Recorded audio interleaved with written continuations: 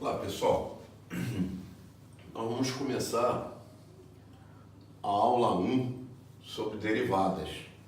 Então, mas antes de começar a falar sobre a aula 1 de derivadas, quero deixar claro que isso aqui não é um curso de matemática, não é um curso de engenharia, não é um curso, são algumas aulas, né, de ajuda para vocês, tá? Então, posteriormente, eu posso marcar uma aula para explicar com mais detalhe, né, a interpretação geométrica, o que significa uma derivada, como é que surgiu tudo isso, tá? Mas o objetivo, por enquanto, é um objetivo bem singelo, é ensinar você, nem ensinar, é relembrar você como se faz algumas derivadas, né? Como se calcula algumas derivadas de algumas funções, tá? Bom, então, eu vou pegar uma função, tá? Eu vou pegar uma função bem simples, bem elementar, para transmitir essa ideia para vocês. Vamos pegar, por exemplo, a função f de x igual a x ao quadrado. Tá? Veja bem, gente. Eu vou dar uma ideia. Tá? Como é que a gente vai derivar isso? Tá? O que é essa derivada? Bom, a ideia é a seguinte. Eu dar um acréscimo nessa variável x e ver o que vai ocorrer com a imagem dela, né? Com o f de x. Então eu vou dar um pequeno acréscimo aqui, que eu vou representar assim, ó, x mais delta x. Esse delta x, ele é um acréscimo, né? É um acréscimo que eu estou dando a essa variável x. Ora, quando eu dou esse acréscimo à variável x, a imagem dela passa a ser x mais delta x ao quadrado. Claro, a função f de x igual a x2. Se eu quero a imagem de x mais delta x, eu vou ter que calcular x mais delta x elevado ao quê? Ao quadrado. Desenvolvendo isso, nós vamos ter x ao quadrado,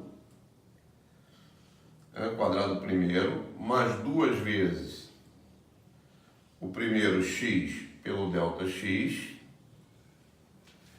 mais o quadrado segundo, mais delta x elevado ao quadrado. Muito bem. Feito isso, agora eu vou verificar qual foi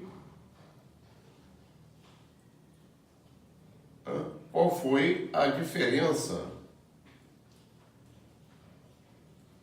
ocasionada entre um e outro. Ou seja, eu vou pegar esse valor que eu achei da imagem, né?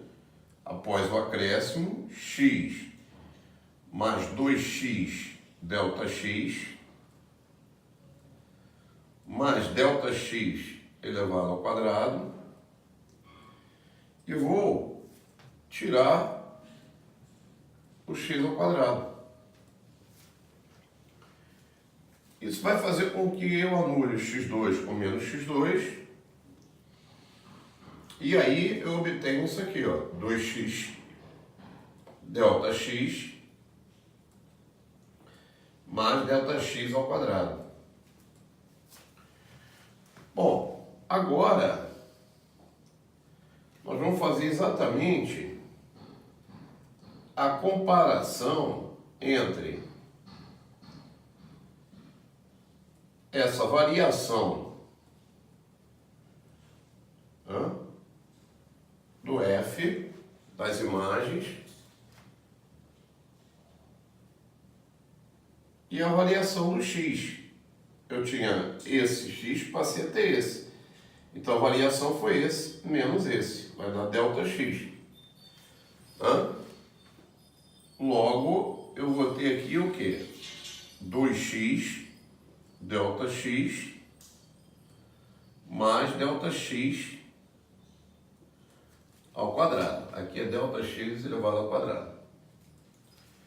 Dividido por delta x. Se nós colocarmos o delta x em evidência,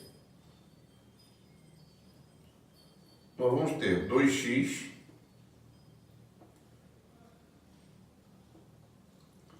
mais delta x, isso sobre delta x. Tá? Vou simplificar aqui, ó, delta x com delta x. Tá aí, 2x mais delta x foi o que eu encontrei.